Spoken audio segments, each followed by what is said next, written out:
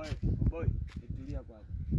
Unajua maisha ya kweli yani Mwenyezi Mungu wakati mwingine unajua anaona kabisa yani huyu mume anadhulumiwa, huyu hapa maisha yake anadhulumiwa, hapa maisha yake yatakiwa hivyo. Na wewe, mdogo wako je atauchanchea wewe mwanangu wewe? Mdogo wako anampa mali yangu akauza akasabenze, imada ile mazingira yanaweza kuishi vizuri. Mdogo wako anatapeli mimi? Hadi maisha kwenu mdogo wako anatapeli mimi? Wewe, omboi.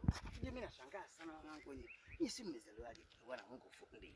Yaani kuta muda mwingine anazaliwa mtu katoka mkono, basi katoka mguu, mpaka hata tembeaje. Lakini maisha ya kweli nyinyi mmezaliwa nyinyi mmezaliwa tofauti, haijulikani kama baba yako alikuwa mkaa, mama yako alikuwa lami, afu mmechanganya mmepata kitu kimoja black and sema nikwambie kitu mwanangu.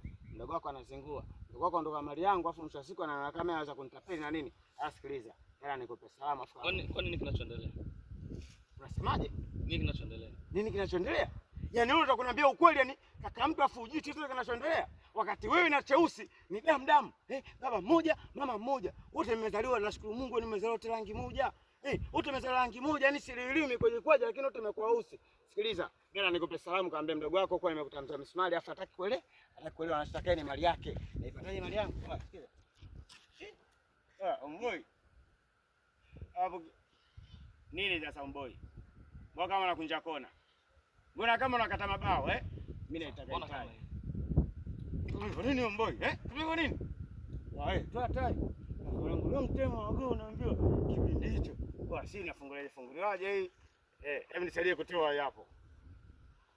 Nitolee Omboi. Mimi nakumbuka kipindi chapo nilikuwa nasoma tabata shule pale kwa mwalimu mkuu majeshi. Mwalimu mkuu majeshi. Mwalimu wa nizamu majeshi. Alikuwa anakuingia pale anakuambia, "Wapiga tai juu, chomekea."